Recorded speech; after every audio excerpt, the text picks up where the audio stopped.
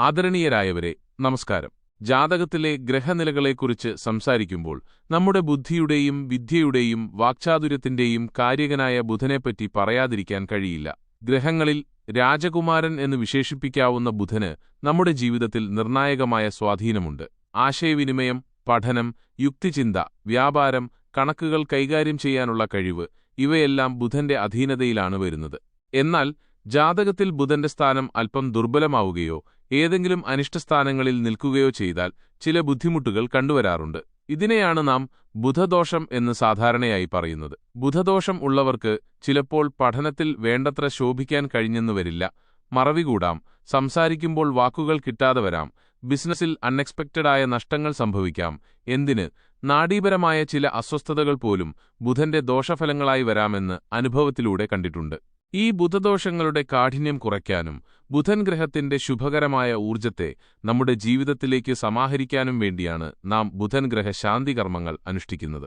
ഇത് നമ്മുടെ പൂർവികർ ചിട്ടപ്പെടുത്തിയ ഫലസിദ്ധിയുള്ള ചില ആചാരങ്ങളാണ്. ബുധൻ ഗ്രഹശാന്തിക്കായി പ്രധാനമായും 2 കാര്യങ്ങളാണ് നാം ചെയ്യുന്നത്. 1. പരിശുദ്ധവും ശക്തിയുള്ളതുമായ മന്ത്രങ്ങൾ ചിട്ടയോടെ ജപിക്കുക.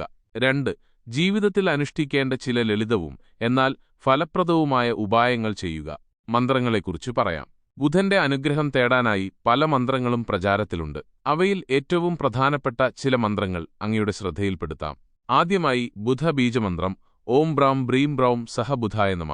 ഈ മന്ത്രം ബുധന്റെ അടിസ്ഥാന ഊർജ്ജത്തെ ഉണർത്തുന്ന മന്ത്രമാണ്. ഇത് യഥാവിധി ജപിക്കുന്നത് ബുധന്റെ ദോഷങ്ങളെ ശമിപ്പിക്കാനും അനുകൂലമായ കമ്പനങ്ങൾ സൃഷ്ടിക്കാനും സഹായിക്കും. സാധാരണയായി ഒരു നിശ്ചിത എണ്ണം, ചിലപ്പോൾ 17,000 അല്ലെങ്കിൽ 36,000 തവണ ഈ മന്ത്രം ജപിക്കാറുണ്ട്. രണ്ടാമതായി ബുധഗായത്രി മന്ത്രം, ഓം ചന്ദ്രപുത്രായ വിദ്മഹേ രോഹിണിപ്രിയായ ധീമഹി തന്നോ ബുധ പ്രചോദയാത്. ബുധന്റെ ജനനത്തെയും അദ്ദേഹത്തിന് പ്രിയപ്പെട്ടവരെയും സ്മരിക്കുന്ന ഈ ഗായത്രി മന്ത്രം ബുദ്ധിയുടെയും വിവേകത്തിന്റെയും ഉണർവിന് വളരെ ശക്തിയുള്ളതാണ്. ഇത് പതിവായി ജപിക്കുന്നത് ഓർമ്മശക്തി വർദ്ധിപ്പിക്കാനും സംസാരത്തിൽ വ്യക്തത വരുത്താനും സഹായിക്കും. പിന്നെയുള്ളത് പുരാണോക്ത ബുധമന്ത്രമാണ്.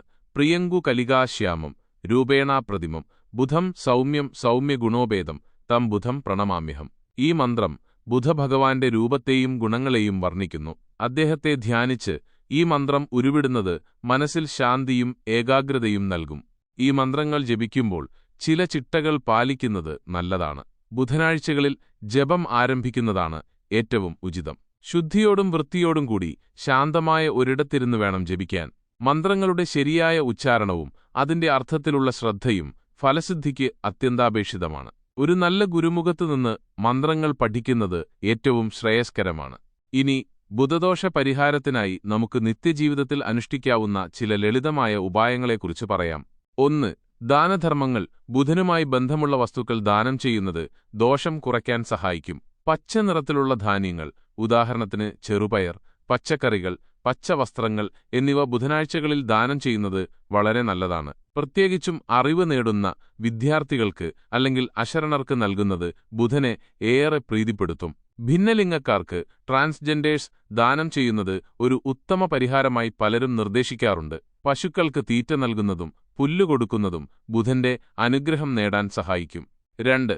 വ്രതാനുഷ്ഠാനം. ബുധനാഴ്ചകളിൽ ഉപവാസമെടുക്കുന്നത് ബുധന്റെ ദോഷഫലങ്ങളെ ഒരു പരിധിവരെ നിയന്ത്രിക്കാൻ സഹായിക്കും. അതുപോലെ വിഷ്ണു ഭഗവാന് പ്രാധാന്യമുള്ള ഏകാദശി വ്രതമെടുക്കുന്നതും ബുധദോഷ പരിഹാരത്തിന് ഉത്തമമാണ്.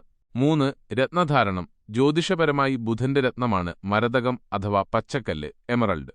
ജാതകത്തിൽ ബുധന്റെ സ്ഥിതിയനുസരിച്ച് ഒരു വിദഗ്ധനായ ജ്യോത്സ്യന്റെ നിർദ്ദേശപ്രകാരം ശുദ്ധമായ മരതകം മോതിരമായി വലത് കൈയിലെ മോതിരവിരലിൽ ധരിക്കുന്നത് ബുധദോഷത്തിന്റെ കാഠിന്യം കുറയ്ക്കാൻ വളരെ ഫലപ്രദമാണ്. എന്നാൽ ഇതെല്ലാവർക്കും ഒരുപോലെ അനുയോജ്യമാവണമെന്നില്ല. അതിനാൽ വിദഗ്ധാഭിപ്രായം തേടുന്നത് നിർബന്ധമാണ്. 4. ഈശ്വരാധന. ബുധൻ ഗ്രഹം വിഷ്ണുവിന്റെ അംശമായി കണക്കാക്കപ്പെടുന്നതുകൊണ്ട് വിഷ്ണു ഭഗവാനെയും അദ്ദേഹത്തിന്റെ അവതാരമായ ശ്രീകൃഷ്ണനെയും നിത്യവും ഭജിക്കുന്നത് ബുധദോഷം കുറയ്ക്കാൻ ഏറ്റവും പ്രധാനപ്പെട്ട വഴിയാണ്. വിഷ്ണു സഹസ്രനാമം ജപിക്കുന്നത് വളരെ നല്ലതാണ്. അതുപോലെ വിഘ്നങ്ങൾ അകറ്റുന്ന ഗണപതി ഭഗവാനെ ആരാധിക്കുന്നതും ഉത്തമമാണ്. ഗണപതിക്ക് കറുക സമർപ്പിക്കുന്നത് ബുധപ്രീതിക്ക് നല്ലതാണ്. വീട്ടിൽ തുളസിച്ചെടി നട്ടുപരിപാലിക്കുന്നതും ബുധന്റെ അനുഗ്രഹം വർദ്ധിപ്പിക്കും. 5. ഹോമങ്ങളും പൂജകളും. കൂടുതൽ ദോഷങ്ങളുള്ളവർക്ക് വിധിപൂർവം ബുധൻഗ്രഹ ശാന്തി ഹോമം നടത്തുന്നത് വളരെ ഫലപ്രദമായ പരിഹാരമാണ്. യോഗ്യരായ കർമ്മികളെക്കൊണ്ട് ഇത് ചെയ്യിക്കാവുന്നതാണ്. നവഗ്രഹങ്ങളെ പൂജിക്കുമ്പോൾ ബുധന് പ്രത്യേക പ്രാധാന്യം നൽകുന്നത് നല്ലതാണ്. 6. ചെറിയ ശീലങ്ങൾ ദിവസവും, പ്രത്യേകിച്ച് ബുധനാഴ്ചകളിൽ, പച്ചനിറത്തിലുള്ള വസ്ത്രങ്ങൾ ധരിക്കാൻ ശ്രമിക്കുക. നമ്മുടെ സംസാരത്തിൽ സത്യസന്ധതയും വ്യക്തതയും പുലർത്തുക. വാക്കുകൾ ആലോചിച്ച് മാത്രം ഉപയോഗിക്കുക. ഇത് ബുധന്റെ നല്ല ഫലങ്ങൾ വർദ്ധിപ്പിക്കും. ഈ പറഞ്ഞ മന്ത്രങ്ങളും ഉപായങ്ങളും താങ്കളുടെ ബുധദോഷത്തിന്റെ കാഠിന്യം കുറയ്ക്കാൻ തീർച്ചയായും സഹായിക്കും. ജീവിതത്തിൽ വിദ്യയിലും ബുദ്ധിയിലും വ്യാപാരത്തിലും അഭിവൃദ്ധി നേടാൻ ഇത് വഴി തെളിയിക്കും. ഓർക്കുക, ഏത് പരിഹാര കർമ്മങ്ങൾ ചെയ്യുമ്പോഴും പൂർണ്ണമായ വിശ്വാസവും മനസ്സും സമർപ്പണവും ആവശ്യമാണ്.